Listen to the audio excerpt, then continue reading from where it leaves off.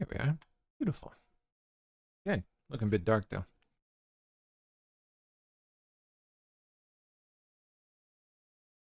A little better. All right. Let me get everything shared for you fine people out there on DLive and Rumble. We'll get going.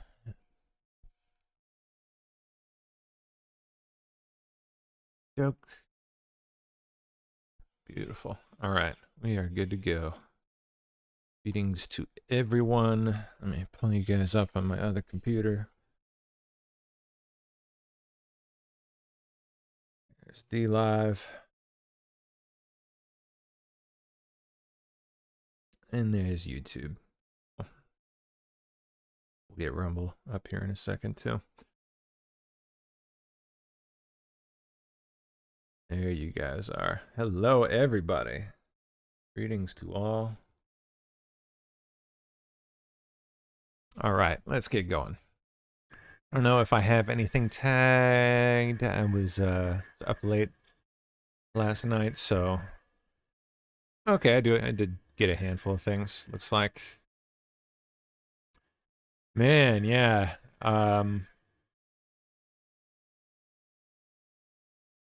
This is a big deal. I don't remember if I played this when I saw you guys yesterday. I don't think I did.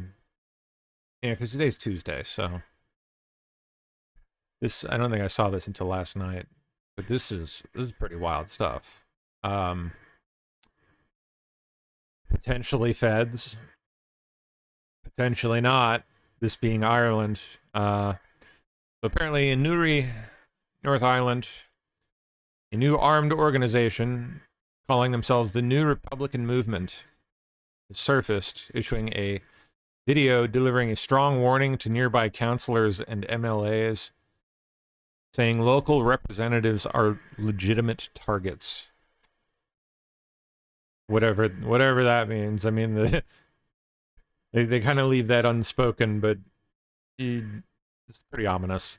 Mass immigration and indoctrination of children in schools are cited as reasons for these legitimate targets. Play the brief video here. Oop. Oh, weird. Looks like,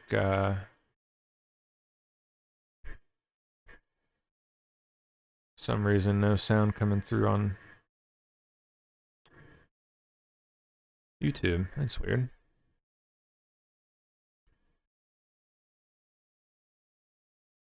Yeah, that's strange. I don't see the meters going. You guys will have to let me know. You have to confirm for me out there in YouTube land. But I did not see the meters moving for the video at all.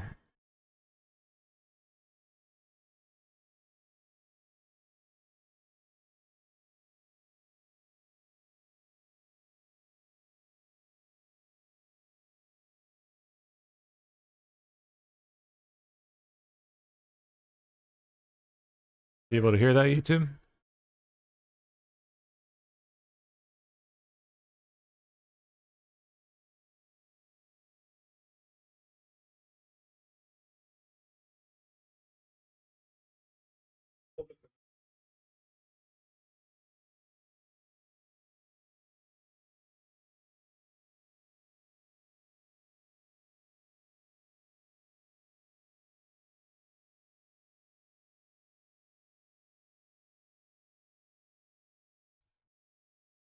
Now, allegedly, this is not a Nuri accent. Let's see if we can find that.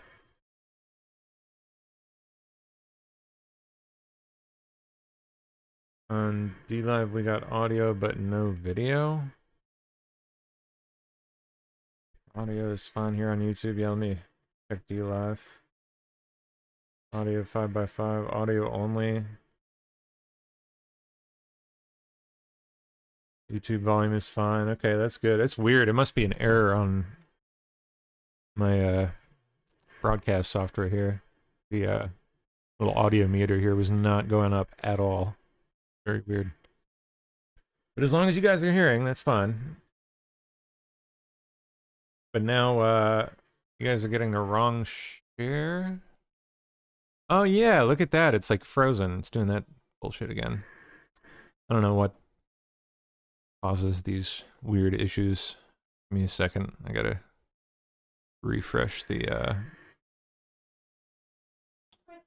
screen share. There we go. Okay, now all platforms should be able to see it. To the people of Newry, Mourne and Down. Now my audio meter's showing. That's so weird. We, the New Republican Movement, have watched their councillors and MLAs over the past 12 months. The level of disrespect shown to the people who put you into power, this cannot be ignored any longer. We are proud men of Ireland. We are patriots. Your policies and decision-making in regards to flooding our communities with undocumented military-aged men is not acceptable. We will not sit back any longer and watch our culture and religion destroyed by the people we put in power. Also, the sexual indoctrination of our children in schools has not went unnoticed either.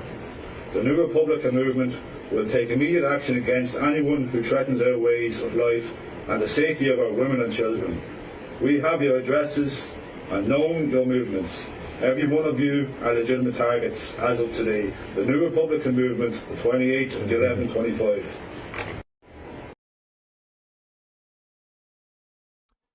Yeah, I mean, the weapons look right. Like a sawed-off double barrel, clearly old and very well used. Junky pistol of unidentifiable origin. I can't really tell what that is. Looks like a... forget the model, but some kind of Beretta. That's definitely a Beretta right there. Also pretty well used. Probably surplus that, you know, fell off a truck at some point decades ago. Could definitely be former IRA types. I don't think it's entirely out of the question. I don't know Ireland that well, but I don't think it's entirely out of the question that someone from a different part of Ireland might be, you know, might have moved one, or you know, may have appeared in the video despite being from a different part of the country. Could explain the accent difference. And what was the accent? Saw people mentioning.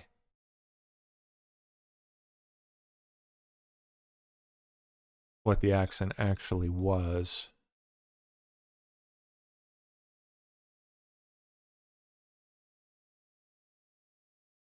I wish I'd tagged some of the videos.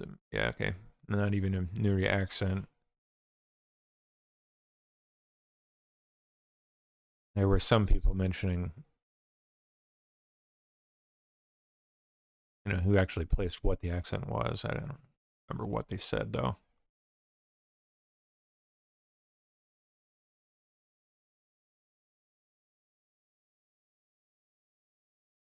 But to me, that I feel like that's something that the feds would probably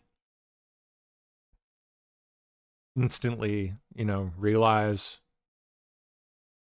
and you know, they wouldn't make a mistake like that.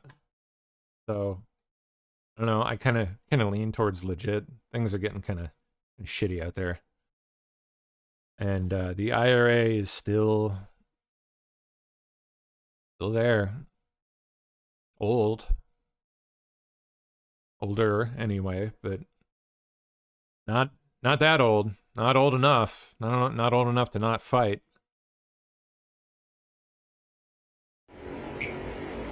To the people of Newry, Mourne and Down. All right, let's hear a Newry accent.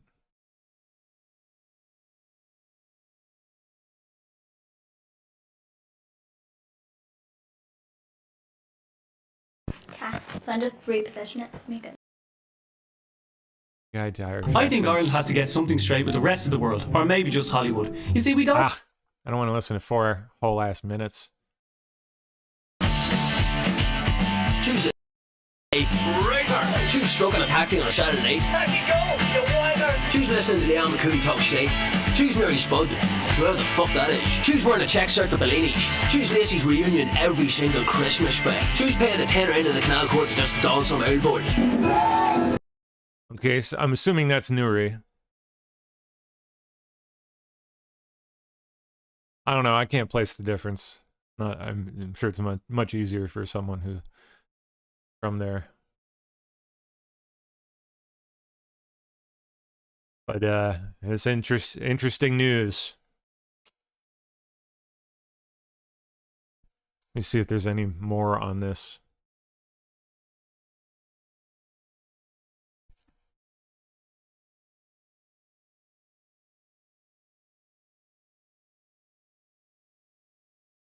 Oh, just the same video, yeah.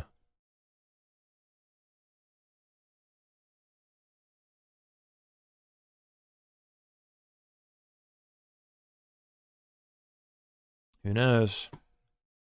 Northern Ireland held on to their weapons, at least in some sense, unlike the rest of the country.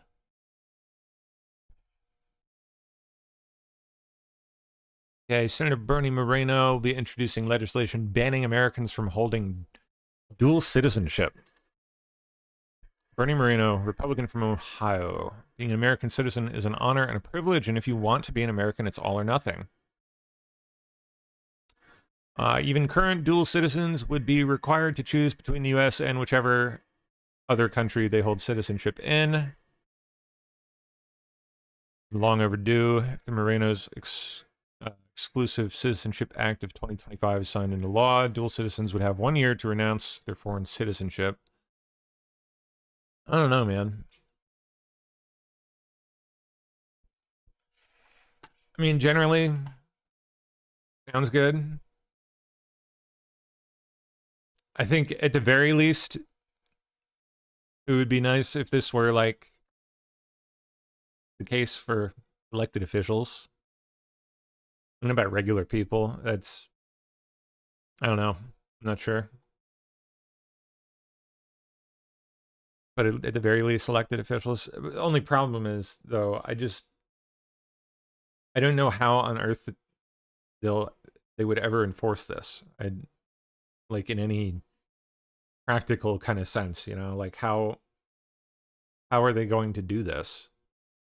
How are they going to stop it?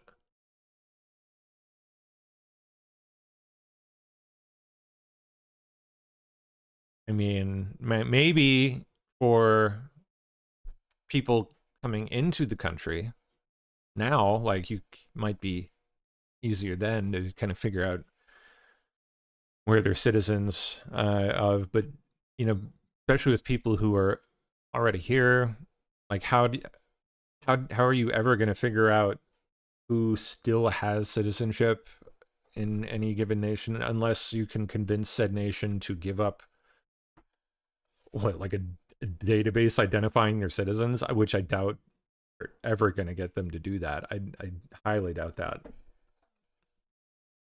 So I don't know. I don't know how they could ever. I don't know. I don't know enough about like all the ins and outs of how all that would work.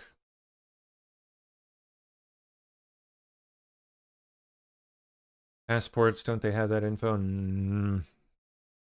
mean, the home country would, but they're not. No, I highly doubt they're going to have a database of, you know, the passport of info of the entirety of another country's population. No. I'm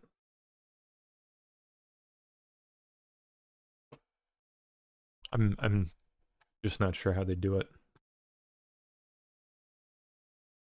I'd be curious to ask, you know, like someone who would know, someone who works in the, you know, in the government somewhere that has knowledge of how all these things tend to go. Whether there are ways to find out, I have no idea. But my gut tells me probably not. Probably not enforceable. At least, I mean, maybe on a case-by-case basis with allies. You know, I don't know. Work something out. But I don't know. I don't know. And on top of that, I don't think you're going to see them do it. I don't think you're going to see them put it through. Begin with, so I doubt it's even going to be a question. Why not enforceable? Well, like, how are you going to find out if someone is a citizen of another country? How are you going to find that out? How are you going to, like, say, like existing people, like people who are already here in the country? How are you going to find out whether they are citizens of another nation? It's not accessible information as far as I'm aware. Passports, I mean, what are you going to do? Pull them out of their pockets?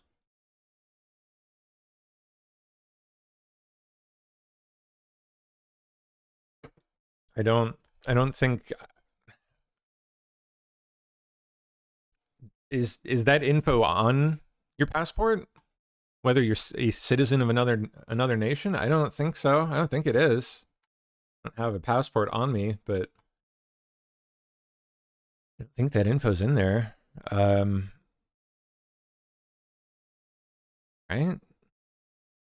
Let's ask. Let's see. How could we figure this out?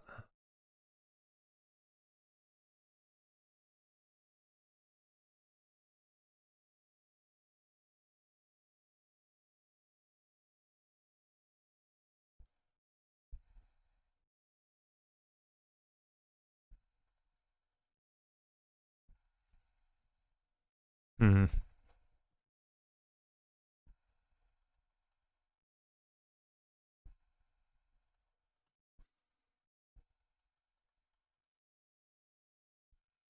Would foreign nations right?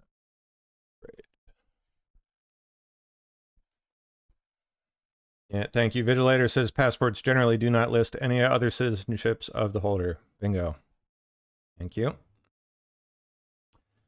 Yeah, I don't see how they would be able to do it.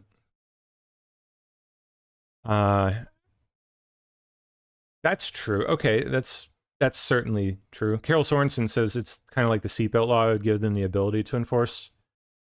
So like it wouldn't be the kind of thing that they would be able to like widely enforce on everybody, but in cases where they happen to find out somehow, you know, maybe if the info comes out in other cases.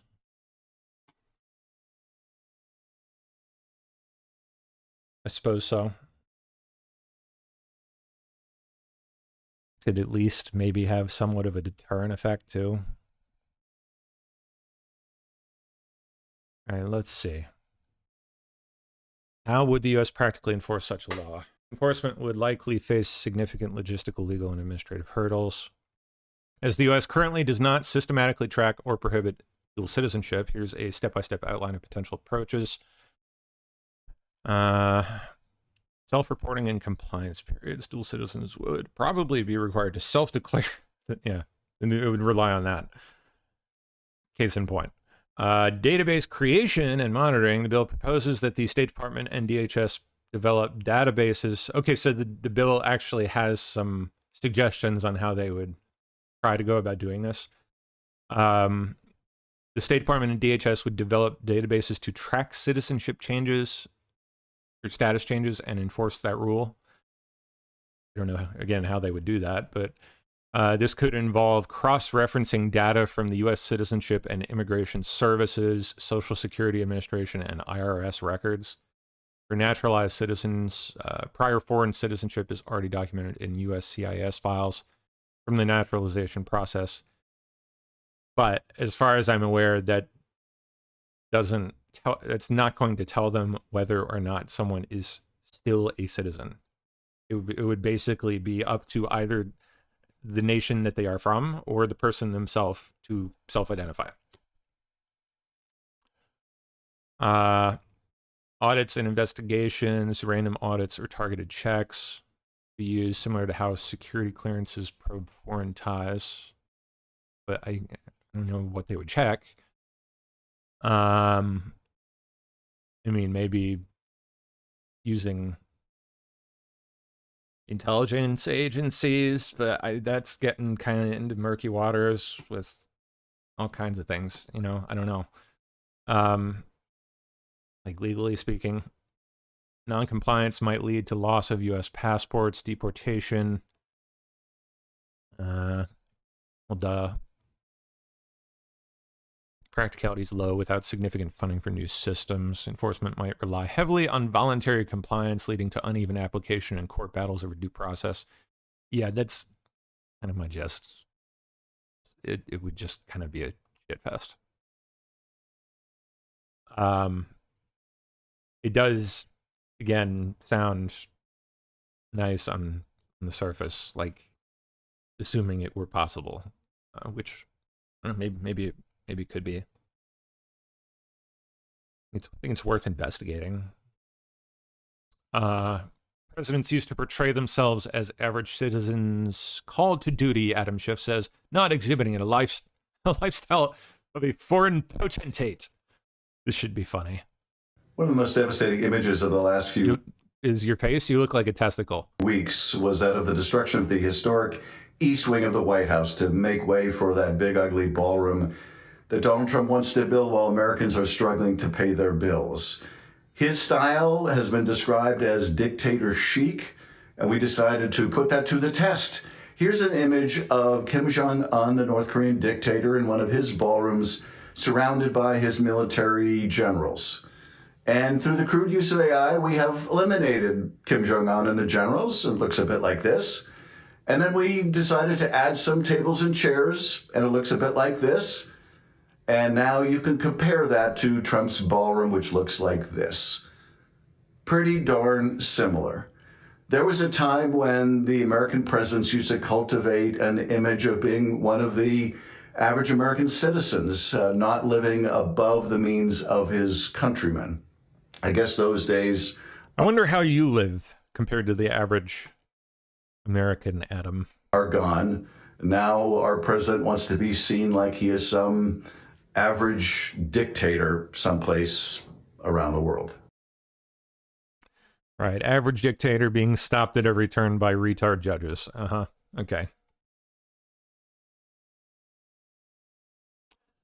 This, I was shocked to hear and very pleased. Very good. Apparently the National Guardsman, the other one, Andrew Wolf, the one who appeared to be shot in the head, at least seemed to be based on the photos and I think some of the reporting, is now awake and responsive at the hospital as of yesterday.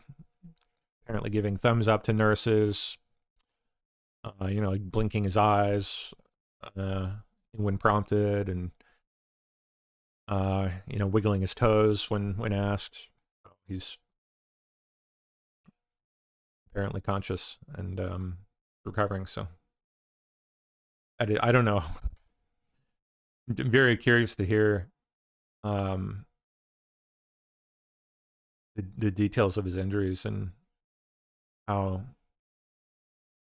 you know, how the process and the medical, like all the surgeries that were required to aid in his recovery and get him to where he is now. Kind of curious to hear all that went into that. Prayers at work, indeed. Yeah, I remember seeing saw Trump post the other day that his family were, forget his exact wording, but something along the lines of very, very religious, and we're praying and asking for prayers from the nation. It would seem that they have been answered, so.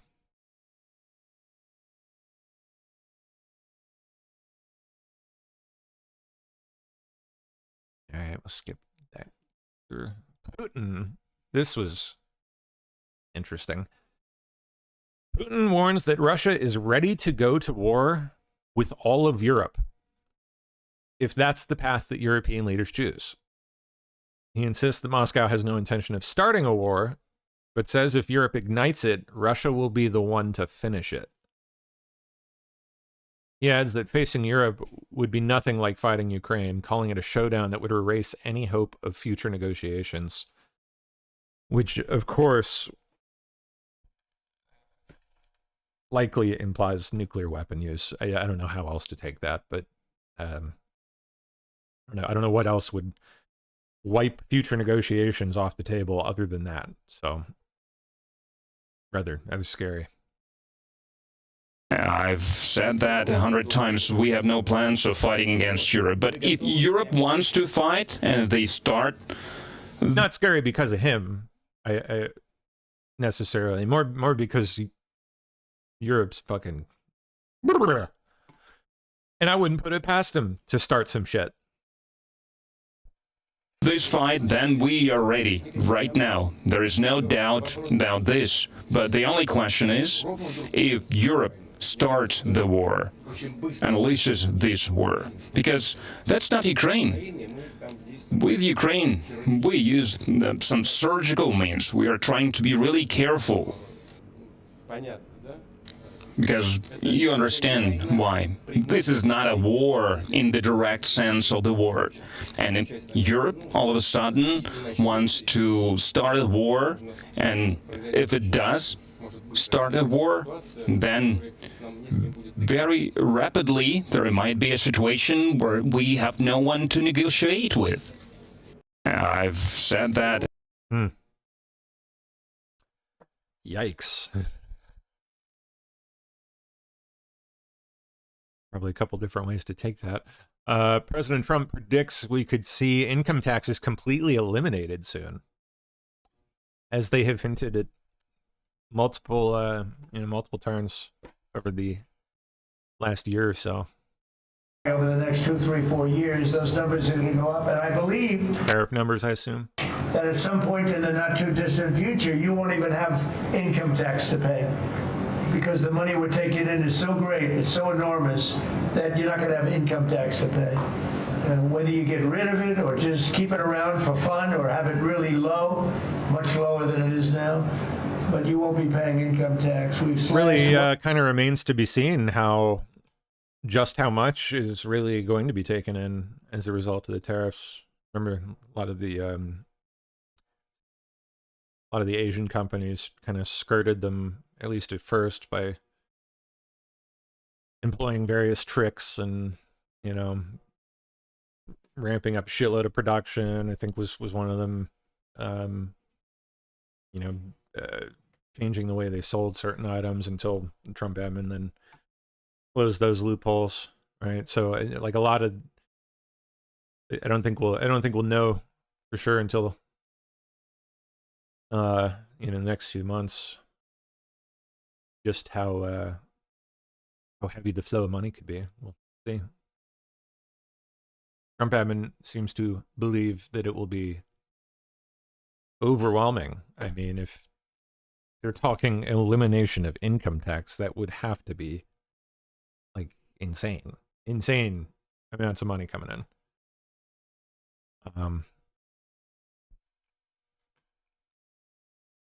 It would be nice. Obamacare was used to make insurance companies rich. You bet. It's going to have a huge positive impact because Obamacare is a disaster. I said it years ago and I say it now. And the money should be paid, taken away from the insurance company. Obamacare was made to make the insurance companies rich. Their stocks have gone up 1,000% in a short period of time because the money goes to the insurance company. I want the money to go to the people. Let all the money go to the people. And let the people go out and buy their own health care.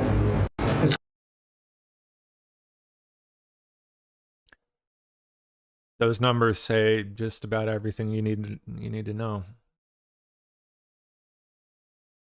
That is just nuts. Going up 1,000+% in, and it doesn't say exactly how long, but presumably since Obamacare, And Witkoff and Kushner walked across Red Square and entered the Kremlin for a meeting with Putin. Yeah, they're making moves.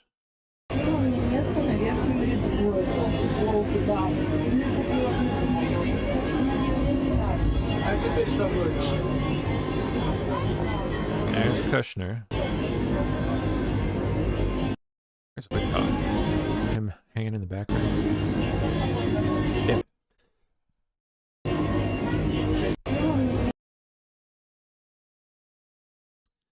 Lucky Lutnick, talking nuclear power in America. Then we go to Japan and Korea. They offer us $750 billion in cash to build in America at the president's direction. And we're going to start as an example, nuclear, right? We need to have a nuclear arsenal in America of power, the generation of power. So we're going to build hundreds of billions of dollars financed by the Japanese and the Koreans, meaning they give us the money, we build it here, and we split the cash flow 50-50. We're going to build ships, $150 billion worth of ships in America. That changes the way things work, right? Then we go to Japan and Korea. Japan and Korea. And Korea. They offer us $750. So they plunk down a bunch of money, and then rather whatever companies are involved in this, split the profits with them. I don't know. I mean, it's definitely one way to get it done fast. Which is definitely a concern. It needs to be done fast. Is that the right way? I don't know.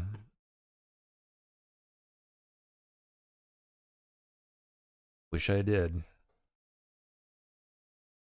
All right. Now on to Miss Steph's pile. Looks like a hefty one today. Thank you, Steph. How you doing? Oh, yeah. We had quite a bit to go through today, you guys. Oh, my goodness gracious. I don't know how much we're actually going to be able to get through, but we'll do our level best. Press briefing at the Pentagon today. I think some of the new media has made their way into the briefing room there. Before we begin, I want to take a moment to recognize and honor Specialist Sarah Beckstrom, the guardsman who was murdered in D.C. this past weekend. She is an American hero, and we will never forget her service and sacrifice. While we mourn her loss, we will continue to pray for the full recovery of Staff Sergeant Andrew Wolf, the other service member critically injured in this heinous attack. This attack on our National Guardsmen in D.C. follows months of Democrat elected officials demonizing the National Guard, portraying them as a threat to our republic, and attempting to sow discord in their ranks. To name a few examples, Governor Gavin Newsom claimed that President Trump was fabricating emergencies in order to justify the deployment of the National Guard in some major cities. Governor J.B. Pritzker claimed that the deployment of the National Guard amounted to an attack on the American people. Outside an ICE facility in California, Rep. Maxine Waters taunted the troops standing guard and demanded to know whether they intended to shoot her. And of course, the seditious six urged members of our military to defy their chain of command in an unprecedented, treasonous, and shameful conspiracy to sow distrust and chaos in our armed forces. This rhetoric insults our warfighters who put their lives on the line every day to keep Americans safe, and it creates an environment where criminals feel emboldened to commit violent acts against them. Right now, over 2,200 National Guardsmen from all across the country are serving as a part of Joint Task Force DC, with an additional 500 on the way. Each one of them will continue working to ensure the safety of all who live, work, and visit the district. We will not lose sight of our mission. This targeting will only embolden our resolve. Our warriors are strong, and we will not back down until our capital and our cities are secure. Defending our homeland and rescuing America's greatest cities from endemic violence is the highest and best use of our military.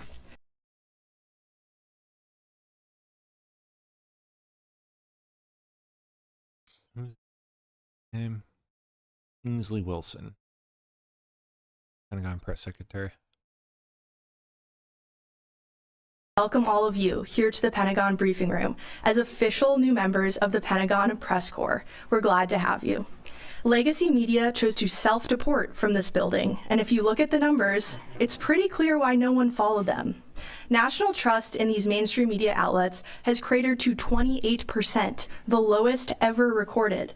The American people don't trust these propagandists because they stopped telling the truth. So we're not going to beg these old gatekeepers to come back, and we're not rebuilding a broken model just to appease them. Instead, we're welcoming new media outlets that actually reach Americans, ask real questions, and don't pursue a biased agenda. The public has moved on from the old model, and so will the Pentagon. This is the beginning of a new era. We look forward to working with you to keep the American people informed and to ensure transparency. In the interest of transparency, I want to provide an update on the department's operations against Lindell TV is in there. And here we are live at the Pentagon representing Lindell TV. This is actually one of the craziest experiences of my life as a journalist. The fact that we have the opportunity to be a part of this briefing room that prior years new media like ours was not allowed in this room. And in fact, what you're seeing behind me, this is the actual briefing room where the Secretary of Defense and other top Pentagon officials will be coming out and giving America essentially briefings on the movements of our military. And a lot has been going on. I've heard a lot of talk from other reporters and stuff in this room lately just about what's going on in Venezuela, what's going on in the Middle East. There's a lot of things people are talking about, and Americans at home want answers, and they deserve real journalists to be in this room asking the questions that Americans want to know. And we haven't had that, as you guys know. We haven't had that for a really long time. A lot of the media that was in here, they refused to sign paperwork of, it's basically just ethics, right? Like this room that we're in, the Pentagon, this is a matter of national security. There's information within these walls that impact our men and women that go and serve overseas, that serve in combat. And so part of being in this room, it's not a right, it is a privilege. And so when journalists like myself and journalists like you see in this room here are in this room, there is an expectation of moral conduct and things you're allowed to do and things you're not allowed to do. And so we at Lindell TV, myself as a journalist when I was originally invited, we agree to those things because we care about our country, we care about our men and women, and we have ethics and morals. We're given the tour today, so I'll give you guys a little walkthrough of kind of what happened today. So we show up, new media, we get our credentials, we all did background checks to be here, so everyone's been credentialed that's in this room. Then we get a tour of the actual facility where we're allowed to go because there are portions of this building where press is not privy to. And so we got a tour today. That was exciting.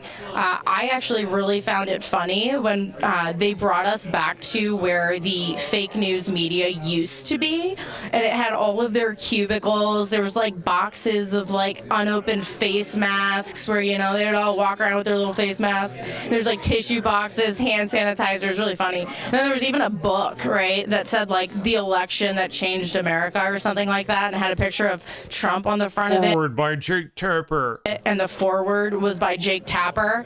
So that was a little comical that they left behind their precious, face masks and Jake Tapper forward books. Wow. My overall impression is it's very professional. And look, the Washington Post said, what they had their narrative coming into this. They had multiple narratives, one of which got blown up faster than a narco boat. And when you really think about it, though, we're here to answer questions, we're here to ask questions, they're here to answer them. I asked serious questions, and I got serious answers, and I even made sure to drill down on the question about Senator Kelly regarding this court-martial. Okay, I get it, there's a process, it's going to Secretary Phelan, great. If he comes back and recommends court-martial, is that on the table? And Press Secretary Wilson just came in there and did confirm that court-martial is on the table for for Senator Kelly. My overall impression is it's Brianna Morello's in there. Good for her. She is definitely not known for being a puff piece. journalist. She will absolutely criticize where appropriate. That's good.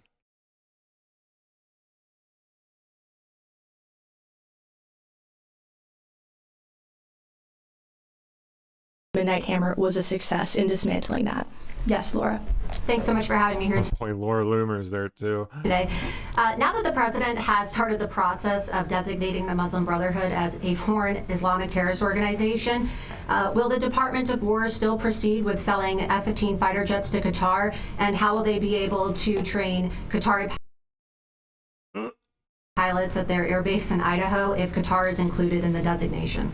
Thank you for the question. We take very seriously our partnerships, and we always do thorough evaluations to make sure that they protect our intelligence, our operational security, and that they serve the best interests of the American people. The U.S. military has a long-standing partnership with Qatar, and we look forward to continuing that partnership at our airbase in Idaho. And I would just point out that for reference, the Mountain Home, Idaho Air Base is not just Qataris that train there. There are also Singapore military folks that are there as well. So it is a base that we do a lot of foreign military training. Yep. And we are thankful for those partnerships, and we'll continue to evaluate all of those to make sure, again, that national security is protected. That is the Secretary's utmost priority. But given the fact that the Qatari royal family and Qatar itself is the biggest financier, along with Turkey, of course, the financier of the Muslim Brotherhood, would that relationship and partnership be reevaluated since the designation could possibly include Qatar? I'm not tracking any reevaluation at this time, but again, the Secretary really keeps national security top of mind, and this administration does as well. So Well, you really think they didn't take things like that into account? we will always make sure that American assets are protected.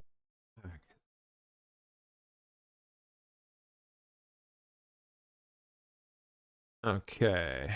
Yeah, it is frankly disgusting that the Washington Post would publish something that is so insanely I don't false. know what this is in reference to. And we've seen this from the mainstream media before, right? Anonymous sources that are being quoted that probably have no idea what's going on. And the Washington Post actually went so far as to falsely attribute a quote to the Secretary of War, that he never said. That is preposterous that they would write that. And Oh, it's got to be something to do with the narco boat stuff. And pass that off as true journalism. Thankfully, the New York Times stepped in and corrected the record and let the American people know that what they were publishing was absolutely fake news. So the Washington Post, I think readership should think twice before reading that outlet again. It is just disgraceful that they call themselves journalists, and we told them as such, right? We get press queries like we do from all of you. We told them this story was completely fake news on Thanksgiving evening with a 3-hour deadline, and they still published it anyway. It's disgraceful, but thankfully the American people see through it.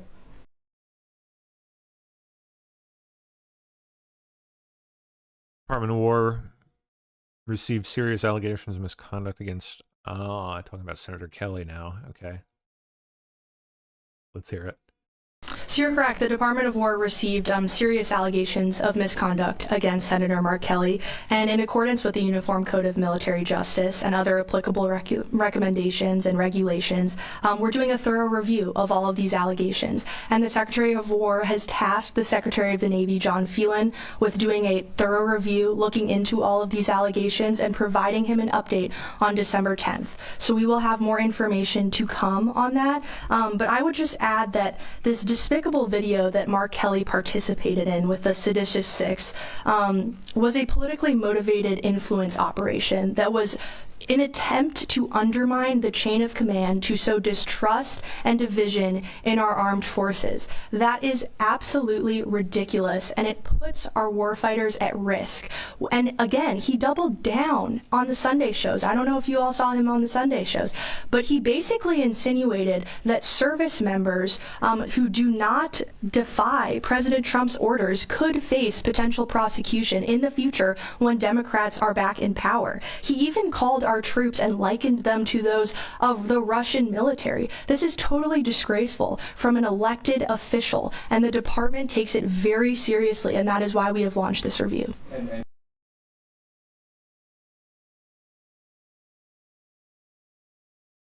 Now on to Maduro and Venezuela. Yes, Matt. Kingsley, if Nicolas Maduro leaves Venezuela today, what role will the Department of Matt Gaetz is there. What? War have in a post? How weird. Look at him. He's like, he doesn't have his makeup on. Maduro, Venezuela. And his hair gel, and you almost don't recognize him. It's weird. And describe the process the administration will use to determine whether or not current members of the Venezuelan military or Venezuelan government have a role in a post-Maduro Venezuela. Thanks for the question. So the department has a contingency plan for everything. We are a planning organization. If anything were to happen around the world, we have a response planned and ready. So we stand. God, he didn't have like no spray tan, no nothing. And at the president's beck and call, our commander-in-chief, to do what is needed if called upon. And that will be what this department continues to focus on and continues to prepare for in regards to our ongoing operations in the Southcom region. Again, our focus is taking out narco-terrorists and rooting out that threat that is poisoning the American people. Every single boat that we strike saves 25,000 American lives. That is a crucial mission to protecting the homeland, and we're proud to be a part of it. Quickly, so following the departure of Saddam Hussein, there was this desire to name every Ba'athist a terrorist. Does the administration take the view that any person who served in the Venezuelan military or Venezuelan government is definitionally a narco-terrorist? That would be a determination for the president to make, but I can tell you that every single person who we have hit thus far who is in a drug boat carrying narcotics to the United States is a narco-terrorist. Our intelligence has confirmed that, and we stand by it.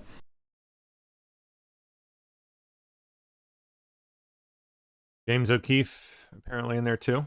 James. Hi, James O'Keefe. Nicholas Terza, branch chief here at the Pentagon, was caught on a video in the spring stating, quote, Trump is illegitimate. We're going to resist him, quote, everything he does.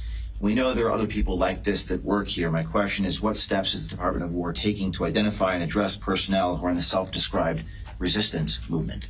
Thank you for the question. That's why the work you all do is so important.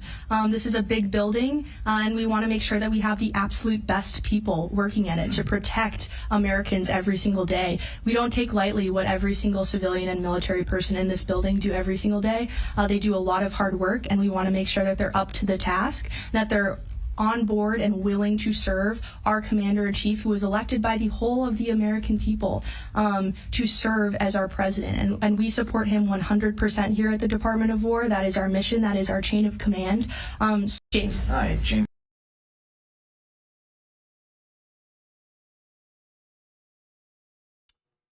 Yep. Those are the numbers. 8% of the world, white people. 8% of the world population.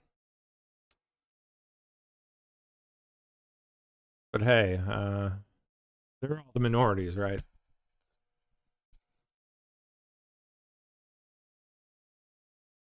A 100 years ago, roughly 35% of the world population was white. Wow.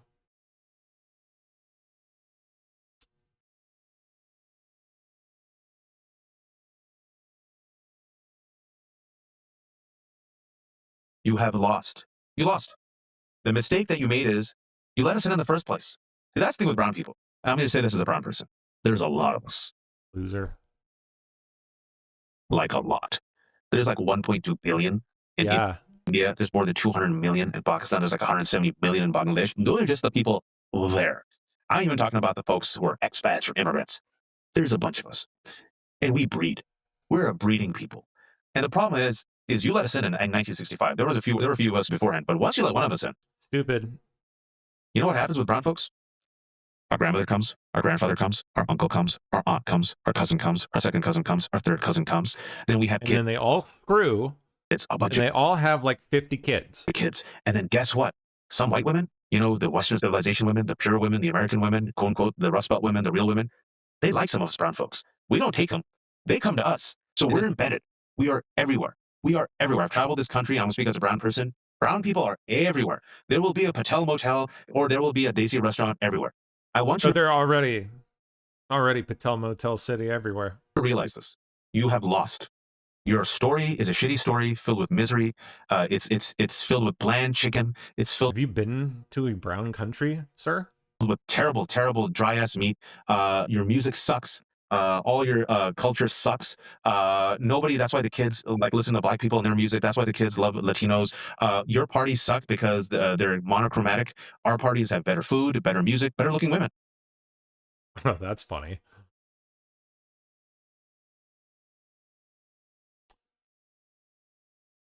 Now they're admitting it.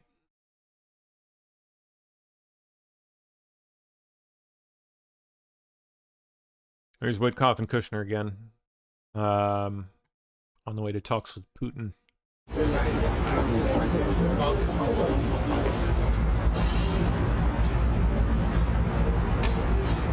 Checking out Moscow.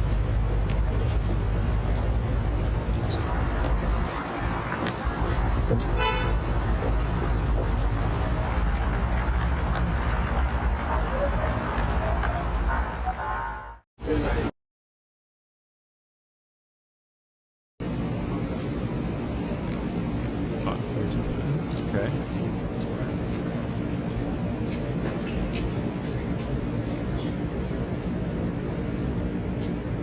Oh, okay. Comment there. Good quote. The changes proposed by Europe to Trump's plan are aimed solely at obstructing the peace process by advancing demands unacceptable to Russia. Europe has no peace agenda. It stands on the side of war. Ooh. Oh, this is pretty wild. Samsung has revealed its first trifold smartphone, the Galaxy Z Trifold.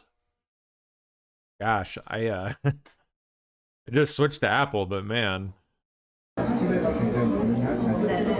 this is pretty swanky. Like, what?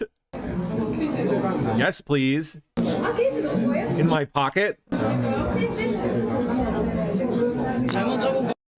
That's crazy.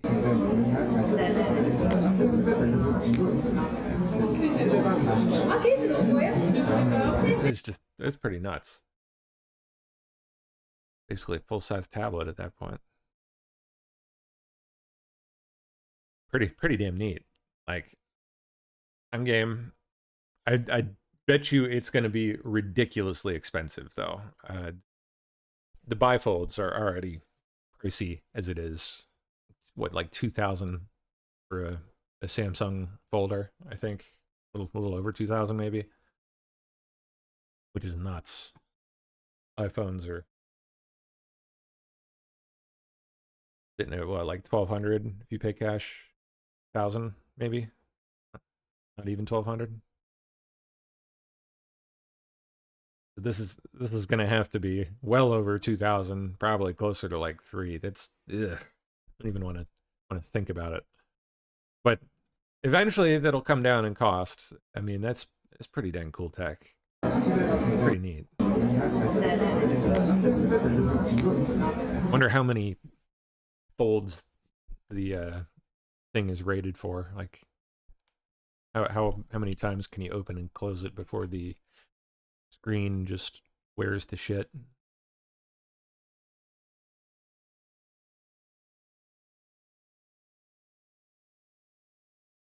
Okay, yeah, we'll see that. What are they doing? Suppose if I speak on the underlying bill, then we'll get. Oh, just marking up bills. All right. What does the T in TPS stand for? He is creating. What is the T? more undocumented No. people. I answered your question. Answer mine. What does the T stand for? Temporary protected status. The T stands for temporary protective class. And here's the deal: temporary parole status. That's what it stands for. And what that means is we're going to parole you in for a period of time. We have people who have been paroled in for their temporary period of time for more than 20 years. More than 20 years. And they won't go home. So you're saying, and I'm suggesting they need to go home. That's what President Trump. That's what President Trump's suggesting. I think that's what the American people want. And when we get back to this question, none of the polls show that, Matt.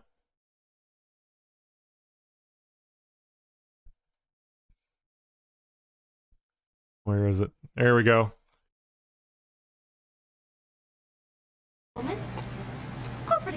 Hello, Peter. What's happening?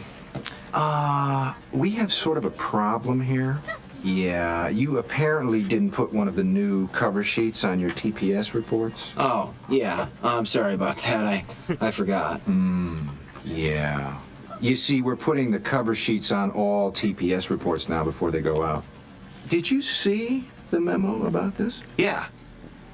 Yeah, I have the memo right here. I just forgot. But it's not shipping out till tomorrow, so there's no problem. Yeah. If you could just go ahead and make sure you do that from now on, that'd be great. Be great. And I'll go ahead and make sure you get another copy of that memo. Okay? Yeah, no, I have the memo. I've got it. It's right. What a film.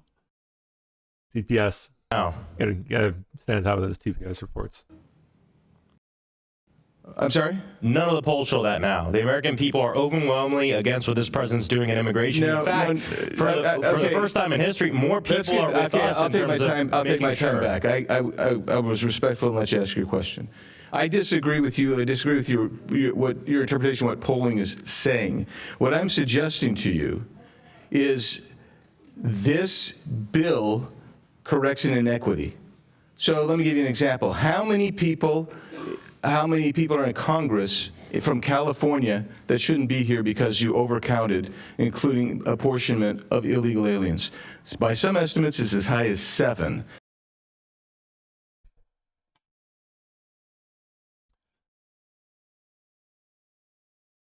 Federal employees are getting paid by you to do union work instead of their jobs? Eh? The average American is likely unaware of the concept of official time. Official time is the amount of time taxpayers pay for federal employees to work on behalf of labor unions rather than their official duty of serving the American public.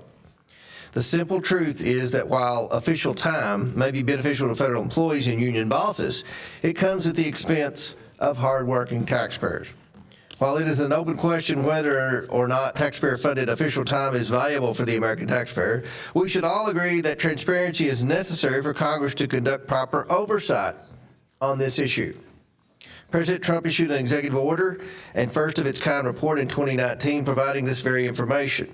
Unfortunately, President Biden issued an executive order repealing that same policy as one of his first acts as president.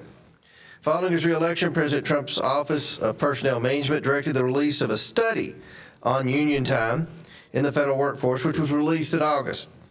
This report revealed the tremendous amount of taxpayer resources spent funding union activities rather than serving the American people. Dr. Fox's bill would codify reporting requirements necessary to ensure that the transparency and accountability provided by such reports transcends changes in executive branch leadership. I urge my colleagues to support this legislation. I yield to the ranking member for his remarks. Ish. Make Seth presenting Purple Hearts. Some event here. Brief ceremony attended by just under 24 service members and civilians in an aircraft hangar at the Dominican Republic at San Isidro Air Base, November 27th. What happened? Qualified for the award as a result of a mild traumatic brain injury she suffered while deployed to Afghanistan in 2019. I wonder what happened there. Ouchie. Illinois Democrats being accused of stealing from the taxpayer after passing guaranteed income very susceptible to fraud. Go figure. They're just sending money out to everyone who quote-unquote needs it. And their friends really need it. But Economic Security Illinois says almost all of the participants ended up using these payments for basic necessities. And 56% like crack and grape soda. of those in the program were employed with an average income of $21,000. Almost all of the recipients said that the money was helpful for emergency expenses. But in Illinois, gotta have that emergency crack. think tank that we spoke to says they don't believe it's worth the expense to taxpayers. This is one of the highest tax counties in one of the highest tax states in America. So to put more cost and with the prospect of way more cost down the road As you expand the pilot program, pilot code that you'll see costs explode because these programs are on top of any welfare program resources families are already receiving. The county's Bureau of Economic Development will hopefully have answers to our questions by mid-next year. Yeah, right. Trump just removed another 8 pro-illegal immigration judges in Manhattan. 90 fired so far as he restores rule of law to the immigration courts. Dismissed 8 immigration judges at 26 Federal Plaza in Manhattan for patterns of excessive asylum approvals. Refusal to enforce statutory standards and unmanageable processing delays brings Trump's total removals to 90 judges nationwide. To start. You know, there's a lot more where that came from, though.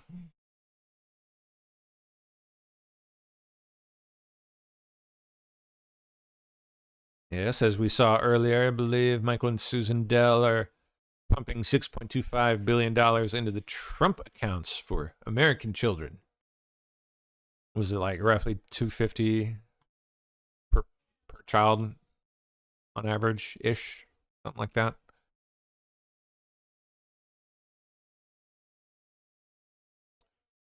Audit finds 1/3 of non-domiciled CDLs in Minnesota were issued illegally. Wow. At least 1/3. Probably more. Transportation Secretary Duffy just put Minnesota on notice. Okay, they'll have 30 days to fix this, or they'll lose $30 million in federal funding.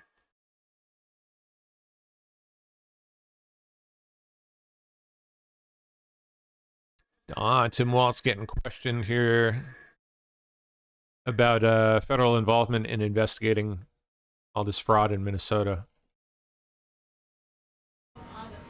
Yeah. You know damn well he's mixed up in this somehow.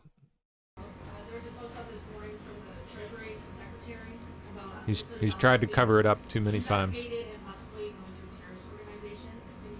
Yeah. Well, we welcome any help on this, but I think everybody in this room is smart enough to understand when the President of the United States sets up and tweets 150 times after midnight and targets certain people, it's not a coincidence that they're targeting Minnesota. We certainly welcome those investigations. They've been done by all of you. And So that, you remember that one guy that killed people and then blamed it on you? Is that a coincidence, or how are we to take that? They've been done here.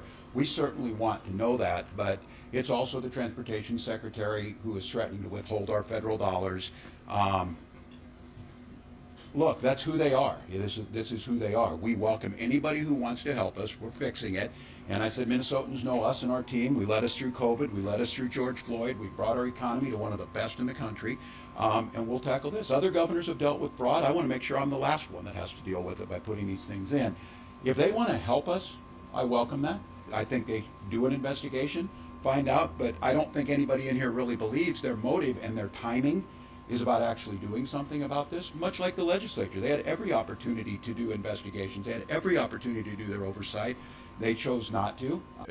Except for, all the times where you, obstructed them. The very legislatures that are required to your cronies do an audit have not done their own audit.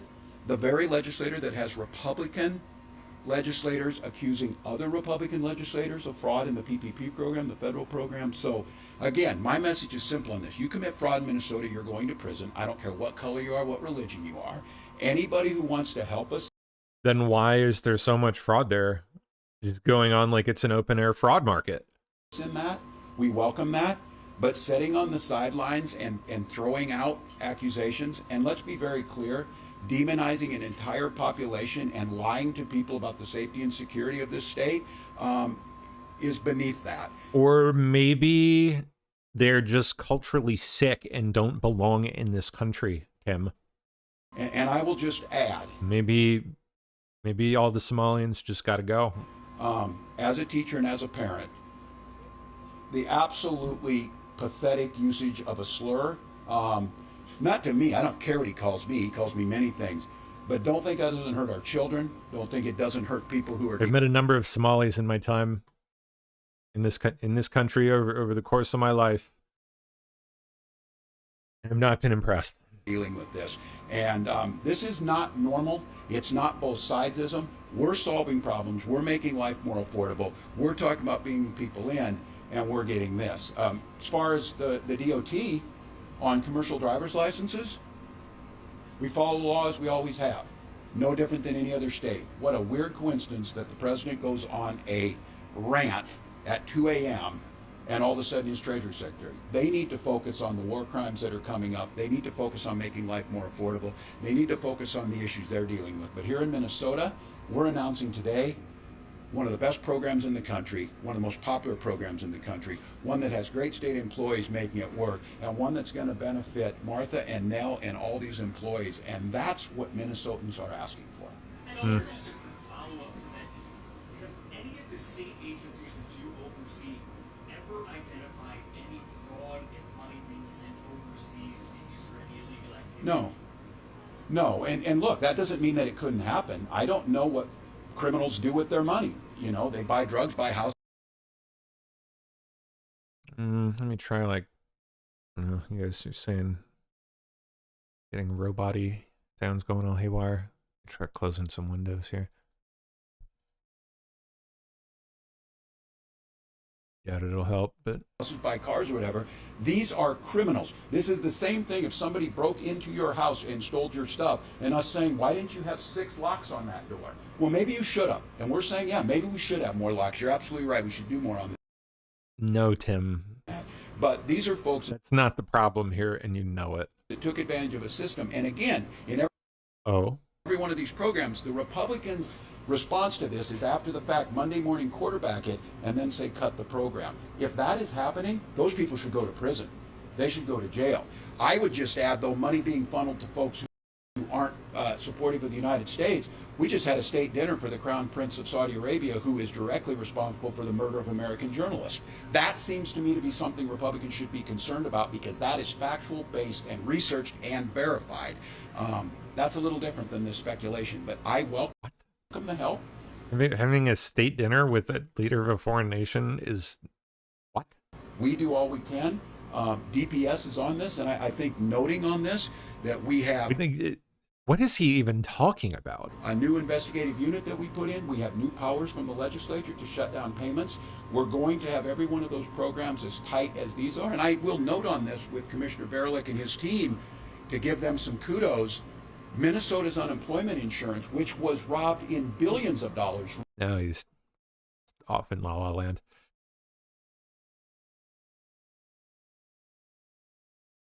Protesters stormed a D.C. Target, accusing the chain of complying with President Trump's attacks on DEI. What? Oh boy, this should be interesting. Target store shut down as protesters disrupt Black Friday. We're backing Trump's racism. We ain't buying it, they chant. Yeah, I mean, you were probably stealing it before anyway, so. We're outside of Target in Washington, D.C. on the biggest shopping week of the year, calling on a boycott. We totally shut down this Target. We had faith leaders, community activists, workers here to say why boycotts are so important. This boycott is specific to Target's compliance with the Trump administration going after DEI. Other boycotts this week are calling out complicity. What are they? I think they're mad about removing all the tucking clothing for toddlers or whatever it was Target got caught selling. And coordinating with ICE, like Home Depot, and then other ones in the Palestinian Solidarity Movement of BDS are calling out companies like Amazon, McDonald's, HP, who are directly supporting Israel and Israeli products. So this is a time for us to come together against companies and capitalism and their complicity. Not the biggest fan of Target myself, to be quite honest, but come on. And these atrocities, and also Come on. Attorney General Letitia James just lost a major appellate decision in her attack on the free speech rights of pro-life advocates. Okay. Congratulations to the National Institute of Family and Life Advocates on a significant ruling from the Second Circuit. Case was only the latest example of Letitia James using her office to attack political opponents and those with opposing viewpoints. Of course. Rep. Anna Paulina Luna on what here? Done. I just filed a discharge petition to force a vote to ban the stock trading in Congress. Okay. Hey everyone, so I just left the floor with Representative Burchett, and after our bipartisan coalition and talking this morning, we have decided, because of a lack of movement from the House of Representatives, to initiate the discharge petition on banning insider trading, meaning it is live now. Now, if leadership wants to put forward a bill that would actually do that and end the corruption, we're all for it, but we're tired of the partisan games. This is the most bipartisan thing in U.S. history, and it's time that the House of Representatives listens to the American people. So it is now live. Anything to say, Burchett? Burchett. Let's make America proud. Hey, let's call some Burchett. This place is broken. It is a complete open sewer. Let's at least tell America we're trying to do something right. Anybody making 600% return on their dadgum investment, they should leave Washington, and then you get their butts up to Wall Street. Dadgum. Wall Street. Hey, everyone. Oh boy. All right.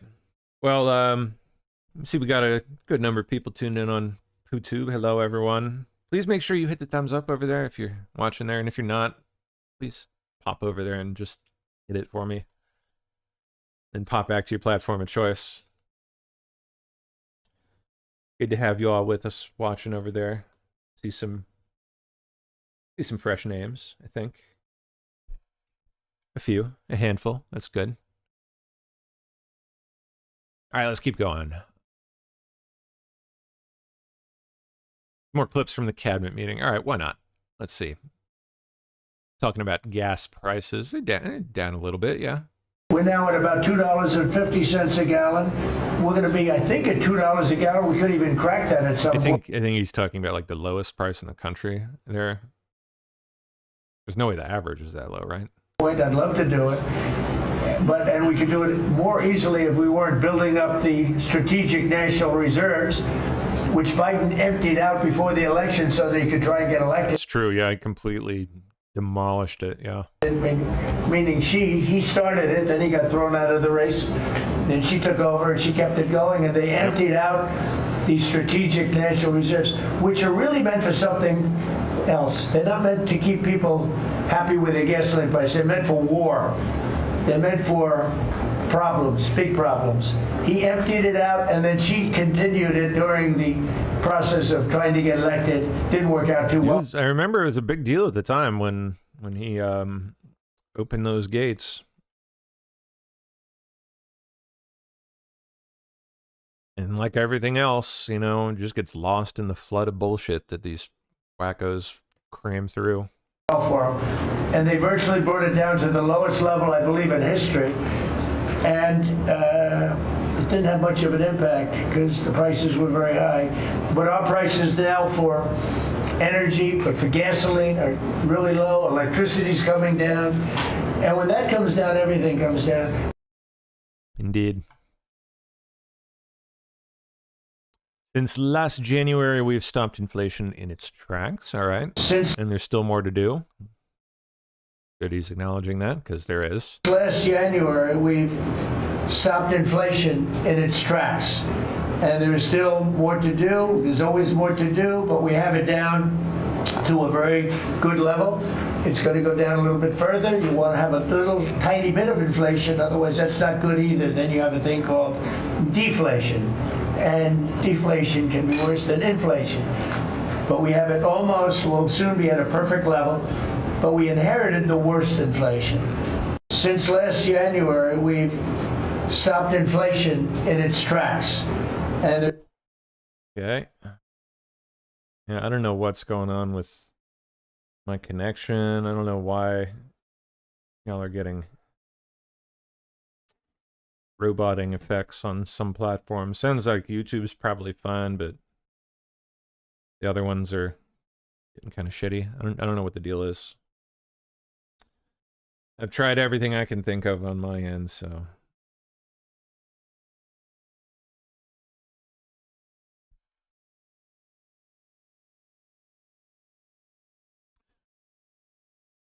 Okay, on slashing drug prices. To slash drug prices by 200%, 300%, 400%, 500%, 600%, 700%. We already know that. We'll keep moving. While congressional Democrats want the largest tax hike in history, I proudly signed the largest tax cuts in American history. No tax on tips, just reviewing accomplishments. We already know about all these, so. For 6 months in a row, 0 illegal aliens have been admitted into the United States. Illegal border crossings along the U.S.-Mexico border have plummeted to the lowest level ever recorded. Ever recorded. That is definitely an accomplishment to be proud of right there. For 6 months in a row, 0 illegal aliens have been admitted into the United States. You believe that? 0. We had millions of people coming in a year, millions. Now we have 0 for 6 months, and these are given by radical left people that do the numbers. I mean, they're not doing me any favor. They're being we don't have our net numbers are unbelievable. But we if nothing else, like that alone is a huge deal. 0 people in the last 6 months. Illegal border crossings along the U.S.-Mexico border have plummeted to the lowest level ever recorded. And nobody talks about that anymore. You know, it's crazy. They don't talk about it. You think they'd say, well, Trump's done a great job in the border. Talking about the National Guard.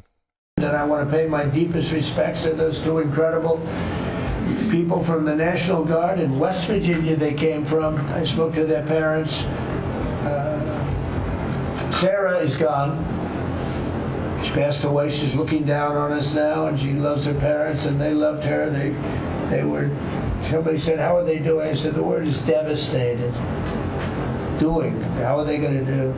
They're devastated. The rest of their lives they're going to be devastated. She was an incredible person, highly respected, top of her class, everything. She was like a perfect human being. 20 years old, just started. She was like a baby. She was so proud. They were giving her a promotion, and she told her parents that she was getting a pretty much was a baby, man. Very young. Promotion, and they were so proud of her. Then they get a call that this happened. And we have one young man who's fighting for his life. He's fighting very hard. I think he's probably doing better than anybody. They said he didn't have a chance. I'll tell you, the one who said he's going to live is his mother. Spoke to his mother. Sir, he's going to live. I spoke to her. Seen her Facebook post saying things like to that effect, yeah. It's been a historic year at the Department of War. As you said, it has been a historic year at the Department of War. Recruiting and retention over this year are at the most historic levels our country has ever seen. I had a chance to be on an aircraft carrier destroyer over Thanksgiving. The spirit in our ranks since the election under President Trump is unprecedented. I've never seen anything like it as a soldier myself in uniform, and I know a lot of you feel the same way. We've ripped out the DEI and the political correctness. It's all merit-based at the department. We're getting back to basics: accountability, training, readiness, lethality, and that's reviving that spirit.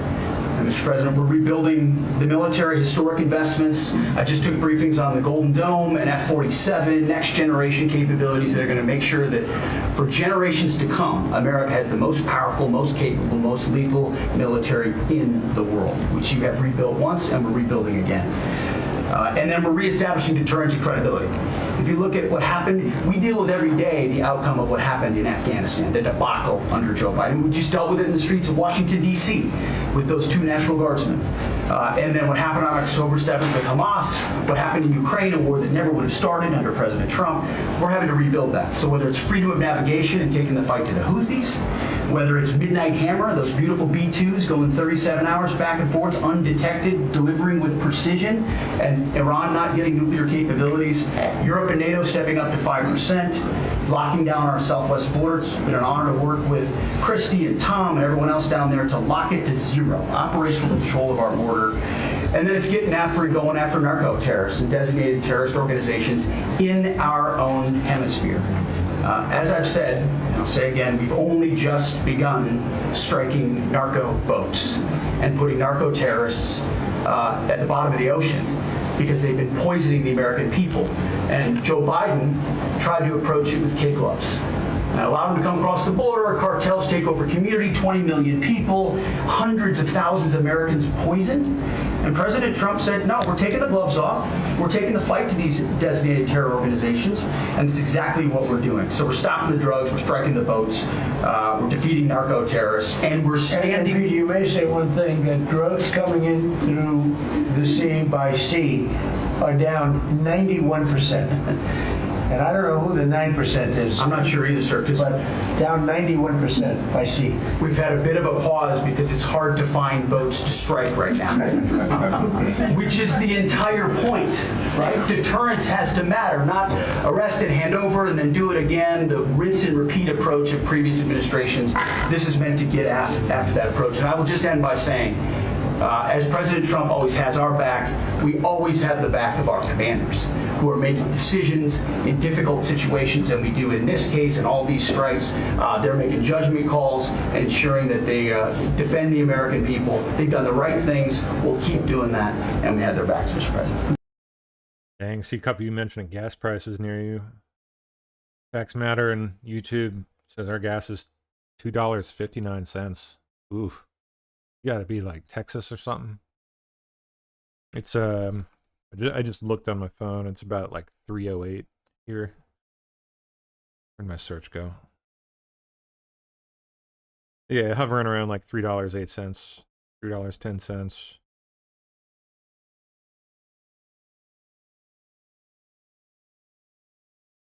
Oh, there's one $3.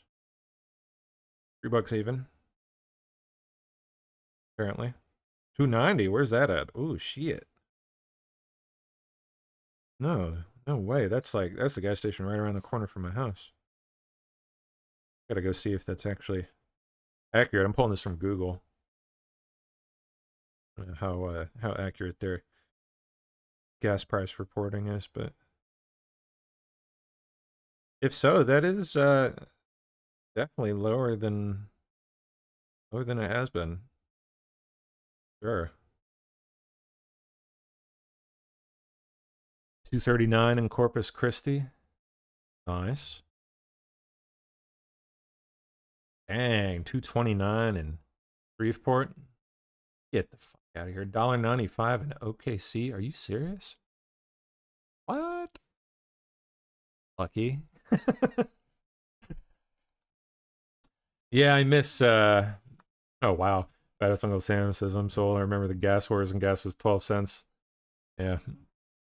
Well, I do still remember when gas was roughly like back when I first started driving. I think it was roughly it must have been like $1, a little over $1 a gallon, $1.10, $1.20, thereabouts. It'd definitely be nice to see a widespread return to sub $2 gas, for sure. I mean, shit, if we're seeing that in some places of the country already, good sign.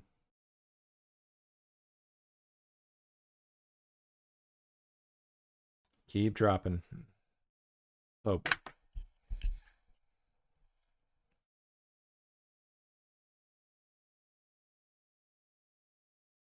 All right, let's keep moving.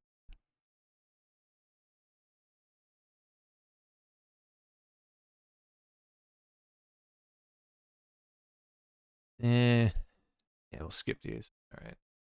What was that about? Truck drivers? Oh, yeah. So just quickly on aviation, many of you heard that we have an infrastructure made of copper. We have to transition to fiber. The last administration said it was going to take more than 10 years to complete the transition from copper to fiber. They had no plan to actually do it. We have already completed a third of this transition from copper to fiber. Now it's going to take longer for us to go from analog to digital. By the way, the rest of the world transitioned 20 years ago from analog to digital. We are just going to do that at the FAA right now, but we're buying new radios. We're going to buy new radar. By the way, those radar are going to be made in America, Mr. President. This phase of the operation will be completed by the time you leave office. It's 3 years. I do need another $20 billion, Congress, to start the second phase, which is really important, and we'll try to get that done also in that 3-year time period, but we need the money, critically important. With regard to commercial driver's license, I think we've covered a lot the crashes that have taken place around the country. And what we found is there have been states that have issued commercial driver's license to foreigners, and they've gone through sham schools, and they're not safe on American roadways.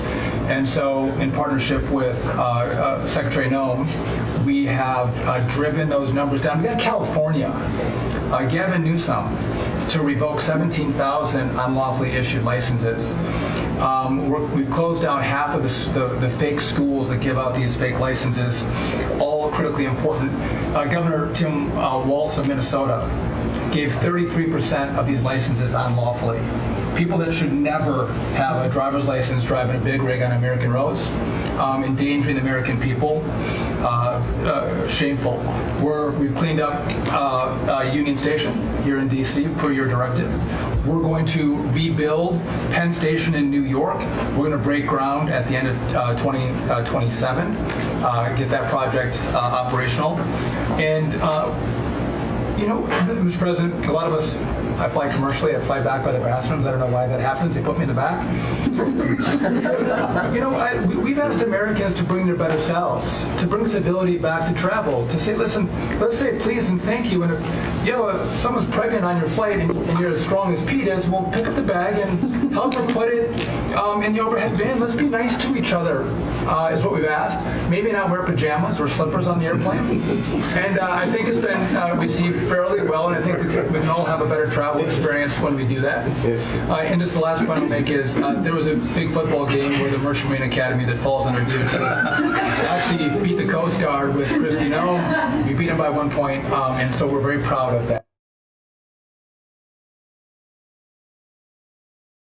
Boring, boring, boring. All right. Boring. We'll skip them. Scott Bessent. Okay. This is definitely notable, worth checking out. We're going in 2026, we're going to see very substantial tax refunds in the first quarter. We're going to see real wage increases. I think next year is going to be a fantastic year. Mr. President, it's been a great year on the economy, but the best is yet to come. The tens of trillions of dollars that have come in investment, both the portfolio investment by companies, investment by countries, it's turning into a CapEx boom for the. Dang, is it really that bad for you guys? That sucks. All right. You know what? I'm sorry, YouTube. I know it's fine for you guys, but it sounds like it's getting pretty much unwatchable for the other platforms here. So we're going to I don't know. I guess we're gonna reset the stream machine. I'll still be going on YouTube because that's being streamed locally from my computer here at home. But the 24-hour machine, something's going screwy, so we're gonna give it a reset. All right, so we're gonna go down on DLive, Rumble, and Vaughn here in just a moment. It'll probably take a good 5 to 10 minutes to come back up, depending on if there are updates that it's going to automatically install. So if you want to hang out with me in the meantime, come over to YouTube, and we'll I guess we'll keep going while all this stuff reboots, you know. Okay, I will drop the link out there into DLive here for the YouTube feed, Rumble, and y'all can come watch over there, hang out in the meantime. Apologies for the interruption. All right, here we go.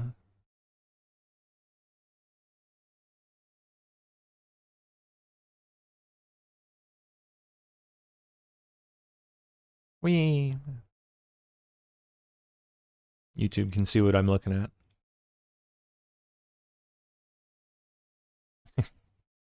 All right, come on, thing. Goes so slow sometimes. All right, there goes the Zoom meeting. Zoom meeting's down.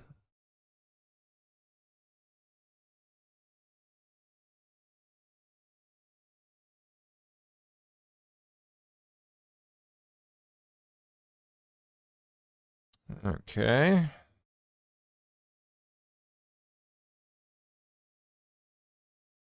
Now.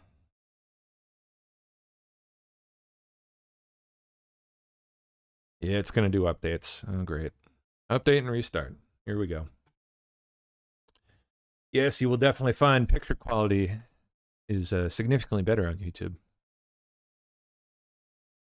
Because it's not being piped through Zoom. Ooh, sorry. Coming directly off my computer. You get the full-blown quality of the camera. Zoom really destroys image quality, like, really badly.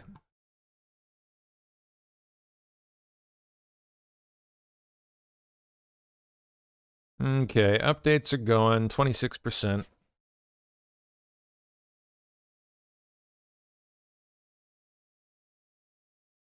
No, my tea's gone. Poopy.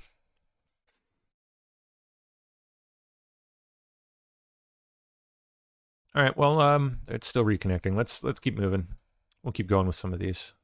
Get a clip playing while that's going. We finished Besant? No, we didn't. Let's keep going with Besant. I gotta switch my feedback here. There you go. Up 15% in history. And I'm gonna go take a tinkle while that's playing. When CapEx is up, jobs will follow. The One Big Beautiful Bill is an incredible, as you said, thanks to your leadership, along with Speaker Johnson, Senator Leader Thune, we had that done on July 4th, which everyone said was impossible.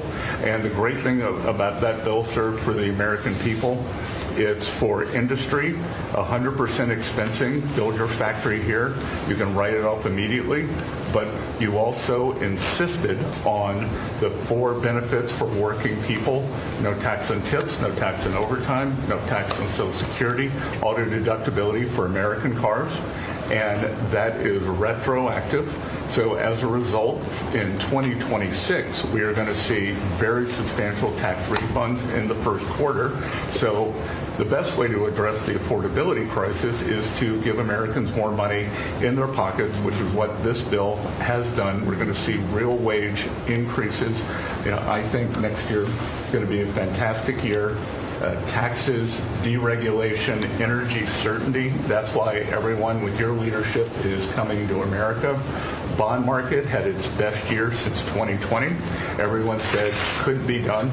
So we're going to have growth. We've had 2 4% quarters before the Schumer shutdown. We're going to go back to that. So not only are we going to have great growth, but it's going to be low inflationary growth. And stock market. All right. Reset completed there. Obviously is following, but next year is going to be the year for Main Street as all this kicks in. And you came in, immigration, I called it the 3 I's, immigration, interest rates, and inflation, that we're killing the American people. Close the border. The promise kept. Interest rates are down, and 10-year bond, again, best year since 2020, and inflation led by energy prices is going to roll next year. I think it's going to be a fantastic year. We can look back, be very proud of this year, but I think 2026 is going to be great for the American people. Thanks to you. It's going to be great. All right, we're just about ready to come back up on our other platforms here. Almost. Go. Hit start. We'll see if that fixes it.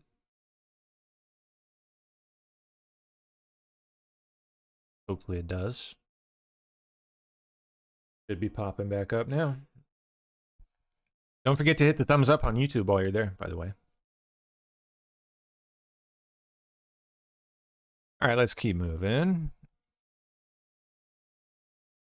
AG Bondi now. on National Guardsman Andrew Wolf. President Trump, thank you for talking about Sarah. Heartbreaks for her family. And Andy is doing well. Oh, wait. Forgot the other step I need to take on DLive.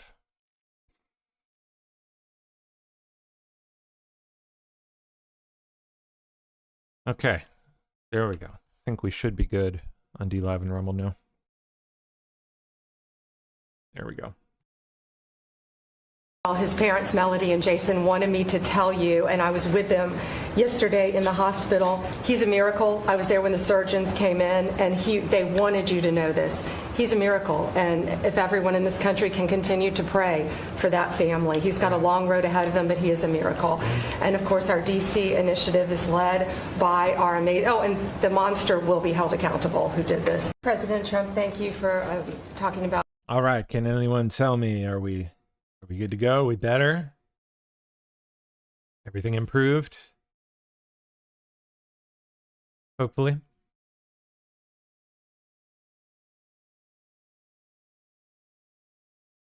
me pull up DLive myself.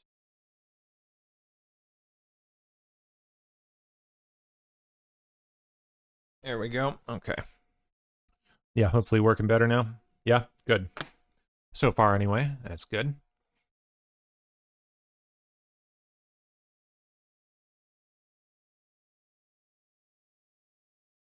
Okay, Secretary Noem on Minnesota fraud. You told me to look into Minnesota and their fraud on visas and their programs. 50% of them are fraudulent, which means that wacko Governor Walz either is an idiot or he did it on purpose. And I think he's bold, sir. He brought people in there illegally that never should have been in this country, said they were somebody that they're not. They said they were married to somebody who was their brother or somebody else. Fraudulent visa applications, signed up for government programs, took hundreds of billions of dollars from the taxpayers, and we're going to remove them and we're going to get our money back. You told me to look into Minnesota and their...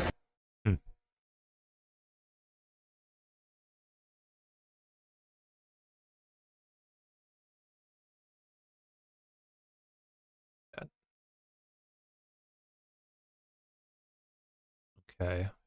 Tulsi Gabbard on going after domestic terror threats. Let's see. Thank you, Mr. President, for your leadership.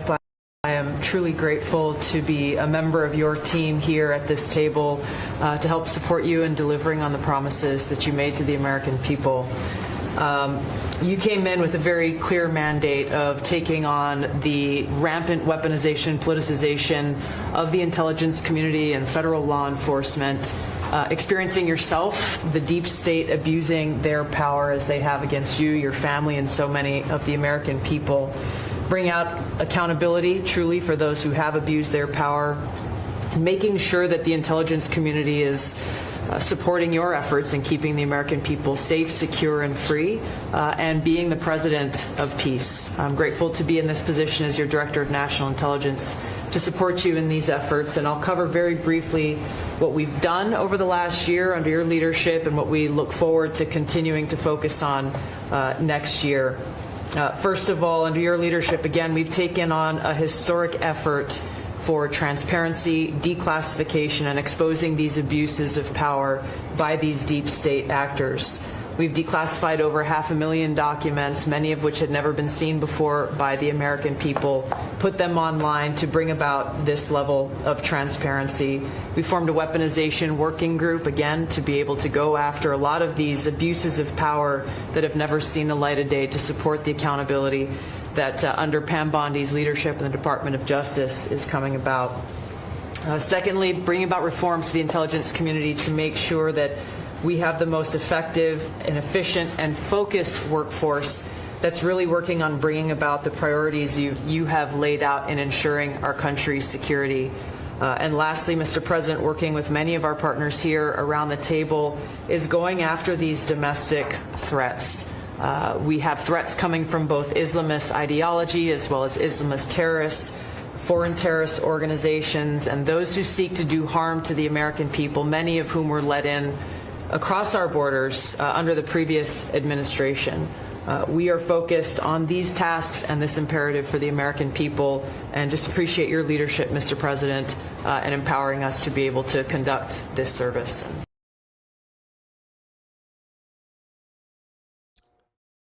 Okay, Lee Zeldin, EPA. And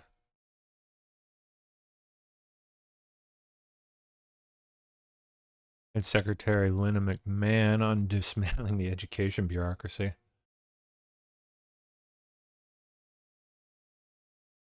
Yeah, we'll skip it. We're down to like 10 minutes left here. And a lot more to get to. Let's get to the most recent stuff here. Minneapolis police chief demanding Somalians and residents call 911 on ICE if they start arresting third world migrants with a mask on and accuse them of kidnapping. Accuse the police of kidnapping. Folks that are masked, that they're not sure if they're law enforcement, that they may be kidnapping people. Like, we have had those reports. I want to be clear to the community. The community should know that if you see something like that, that is legitimate, that you don't know if someone is law enforcement, you should call 911. And you should provide as much information as possible, because let's not forget, we very recently had tragedy in this state by someone who was purporting to be law enforcement. So please, let's be clear. That's something. Oh, you mean Tim Waltz's buddy, Vince Bolter? Everyone should report, and that we that one will immediately respond to, and we will document. Oh yeah, hold on. If you guys are having low volume, I might have not reshared my sound. Probably got to do that.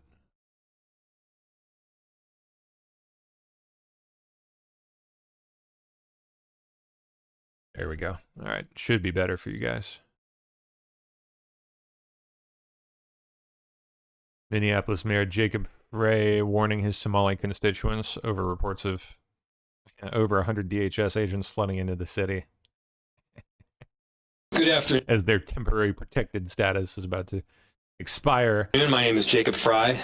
I'm the mayor of Minneapolis, and we are here to respond to a number of credible reports from several media outlets relaying that there are as many as 100 federal agents that will be deployed to the Twin Cities with a specific focus on targeting our Somali community. To our Somali community, we love you and we stand with you. That commitment is rock solid. Minneapolis is proud to be home to the largest Somali community in the entire country. It's a shame. They've been here. Something to be proud of. Are you kidding me? For decades, in many instances. They're entrepreneurs and... Is that what you call it? Entrepreneurs? Fathers, they benefit both the culture and the economic resilience of our city. Targeting Somali people means that due process will be violated. Idiot. Ramanullah Lakhanwal, the Afghan national who shot 2 National Guard soldiers, has officially been charged. Appeared from his hospital bed today, barely opened his eyes, did not speak English, indicated that he was in pain. Aww. Now, the suspect in the shootings of 2 National Guardsmen in D.C. have been officially charged in this case. Justice correspondent David Spunt has been standing by. He's got the very latest on all of this for us. Hi, David. Hi, Sandra. As President Trump was speaking in the cabinet room with those cabinet members, I was watching on closed-circuit TV online, actually, the hearing where Ramanullah Lakhanwal, the suspect charged in the killing of Sarah Beckstrom and the serious injuring of Andrew Wolf, you see right there, was formally charged. Now, he appeared from his hospital bed today, Lakhanwal, the suspect. He barely opened his eyes. He did not speak English. There was a translator. He indicated that he was in pain, but he's being charged with assault with intent to kill, a charge of murder, a charge of assault with intent to kill, and possession of a firearm during a crime of violence. This is a story that's really gripped the country over the past week. Andrew Wolf. No kidding. Wolf, who you see right there, fighting for his life. The West Virginia governor says the National Guardsman's making very slow progress. Still a fight, but those who know him believe he's a fighter and will win the fight. He's recovering in a D.C. hospital. He's just 24 years old. Wow. The Somali meltdown has begun. This council member in Minneapolis is losing his mind knowing that Trump is deporting all of his brother's sister wives. Good afternoon. My name is Jamal Osman. I am the council member of Ward 6. Someone who represents the largest East African community in Minneapolis. No, you don't say. I'm proud to say I'm a Somali American. This country welcomed me, my family, 26 years ago. It has provided me a life that I did not have in Somalia. We came here and we are thankful to be here. I've been educated here, got the opportunity to serve my community, to be a council member. I know many families are fearful tonight. They are. Wow. But I want you to know that City of Minneapolis stand behind you, as the leaders, both mayors and the chief and everyone that stand behind you are here to stand with you. Our community has lived through fear in the past. 26 years ago, and he can barely speak proper English. And we're not going to let us divide that. We're going to stay informed, we're going to stay safe, and we're going to support each other. We'll continue to working our partners on the ground so residents in... What? They're going to continue working their partners on the ground. Know their rights. They know where to turn for help. And we know that Minneapolis will not abandon. One of the thing I do want to say. One of the thing you want to say? And obviously, everyone knows that our president is racist, xenophobic, Islamophobic, and we are gonna fight. Loser. That America has a history of fighting and stopping those kind of try harder, bitch. Individuals who continue to divide people and divide communities. Many Somalis that live in this community are working at your grocery. Working to what? Steal public funds? Working at your hospitals, delivering. Stealing money? Your babies, their doctors. Billing people for services that they haven't rendered? They are very successful individuals. Now I would like to switch. They're very successful individuals. Yes, they are successful at stealing from people.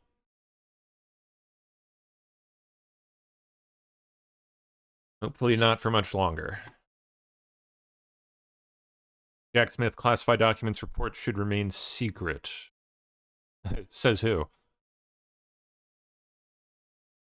Oh, Trump?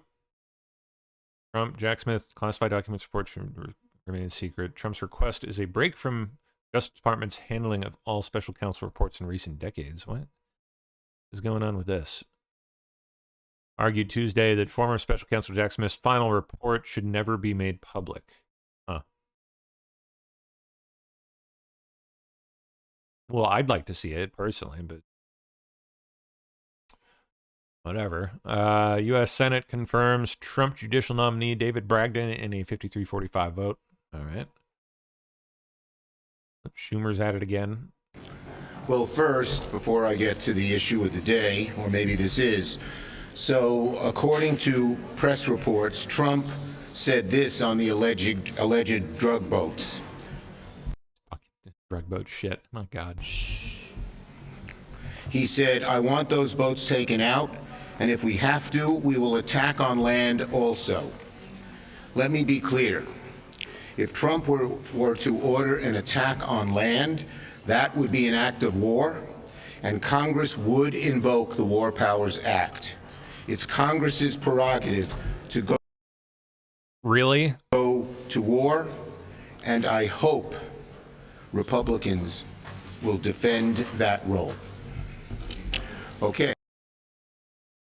Been more than happy to overlook that rule in the past, Chuck. Federal agents are already storming Minneapolis, targeting third world migrants and Somalis. Aww. I'm a citizen of this country, and they take me off and they hold me, they detain me here. I don't know what They detained me? They detained him. He was detained. doing. How long were you detained for, sir? I have no idea. These guys are so stupid. I don't know what they talk about. Yes, those guys are stupid. What they want to see? My passport. I give my ID. His passport. I give my passport. I give my passport. Everything. They didn't want Everything in my passport. to listen to me. Just they want to talk to their supervisors. I mean, they said they take interview. I don't know why they take interview here. What in the fuck? Huh? They asking me, have you been interviewed or what? I said, no, I haven't been interviewed. They said they're going to take interview. And soon as you come, they said it's going to be hot, so they just run off. They took it off. Because of you, They took it off. you guys, they just, they didn't want you to involve with it. Right. Yeah.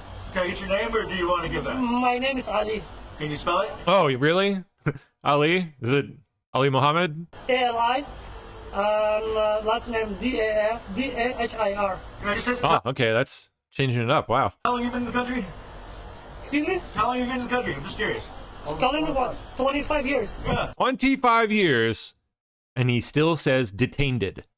I'm a citizen of this country, and they take me off and they hold me, they detain me here. I don't know what they doing.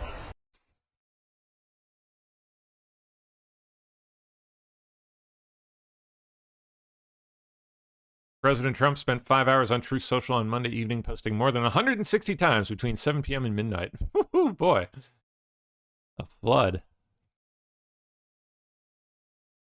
All right, more on Putin here. Они же на стороне войны. И даже тогда... They're on the side of war, Europe. Even when they try to supposedly introduce some changes, Trump's proposal, we see clearly what they're doing. All these changes are aimed at only one thing: to completely block the entire peace process by putting forward demands that are absolutely unacceptable for Russia. They understand this. By doing so, they then intend to blame Russia for the collapse of this peace process. That's their goal. We see this clearly. We're not going to have a war with Europe. I've already said. We're not going to have a war with Europe. I've already said. But if Europe suddenly wants to wage a war with us and starts it, we are ready right away. There can be no doubt about that. With Ukraine, we're acting in a surgical, very precise manner. This is not a war in the direct modern sense of the word. If Europe suddenly decides to wage a war with us and starts it, a situation may quickly arise in which there will be no one left for us to negotiate with. What, because they're all going to be vaporized? Or Judge Boasberg declined request to testify at the Senate hearings tomorrow on rogue judges. No surprise there. Of course he did. North Carolina DMV making dramatic changes to its voter registration system after multiple non-citizens were discovered to be registered voters.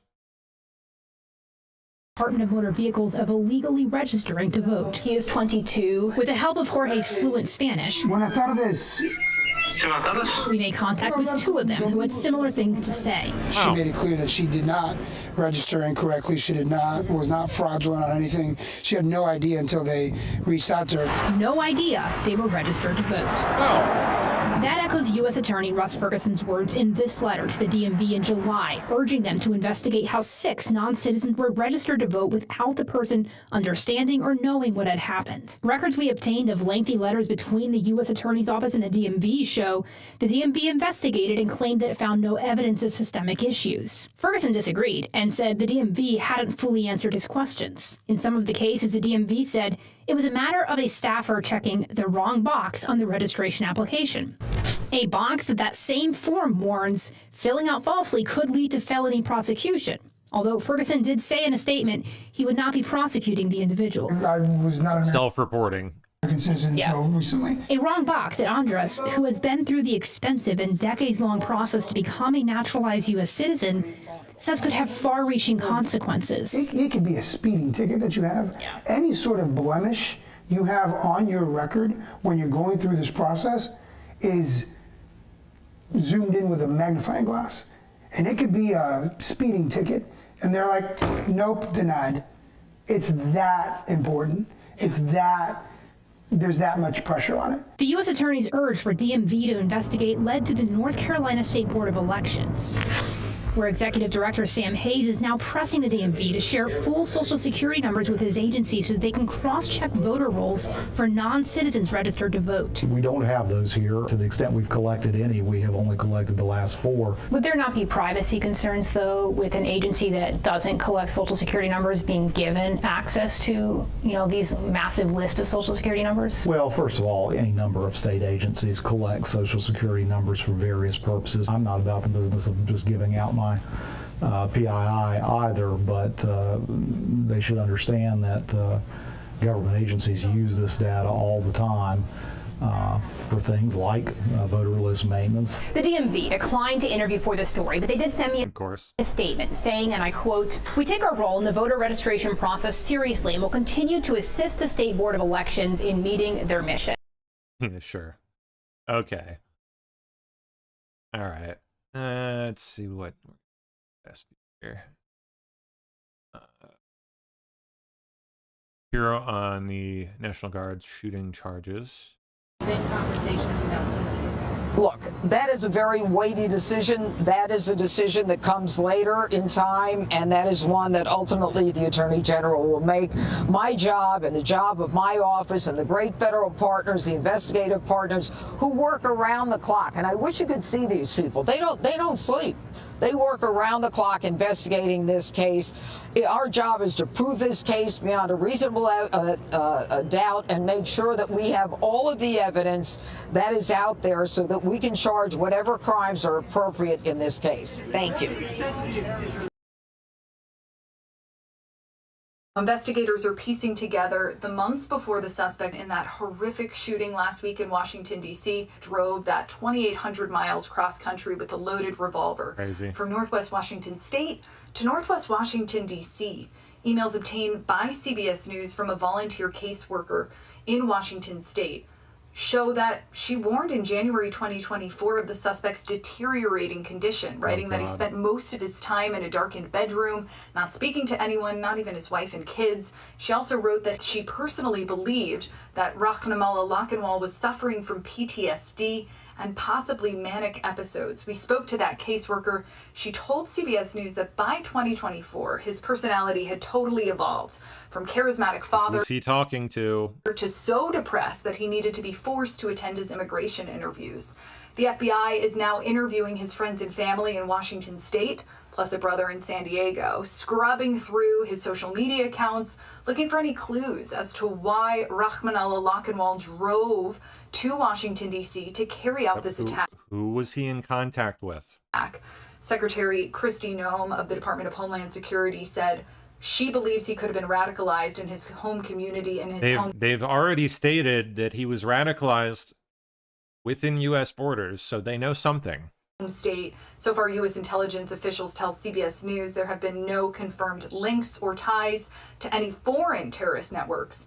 Now, the suspects served for 8 years in a CIA-backed Zero unit in Afghanistan. They were known for high-stake raids targeting the Taliban. And he was evacuated with the help of the U.S. government after the chaotic withdrawal back in 2021.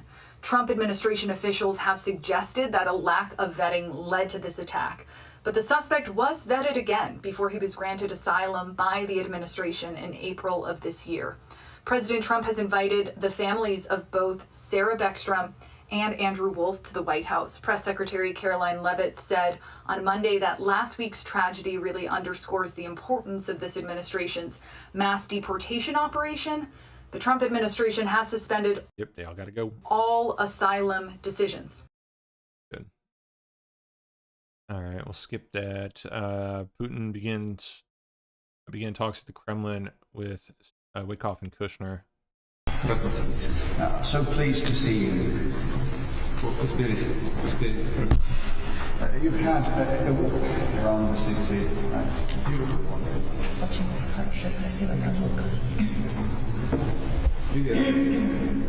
It was Mr. Uskov organizing that, together with the Moscow authorities.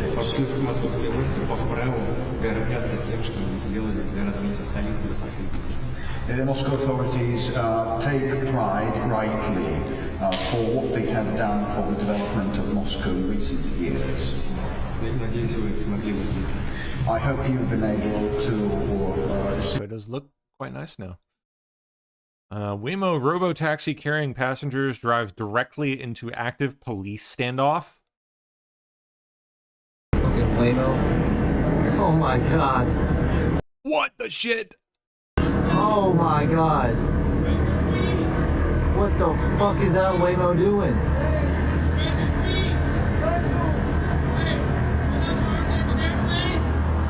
You could run the damn guy over. Jeez. It's insane. But hey, bring on the robotic taxis. Bring on the self-driving cars. Absolutely nothing wrong here.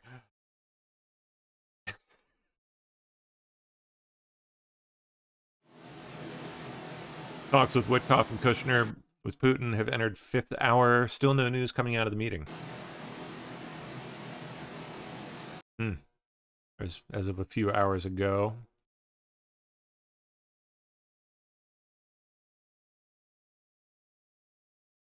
Okay. Anything else interesting? Oh, yeah, this is definitely interesting. By a member of the Ukrainian parliament. Let's talk about the tape recording.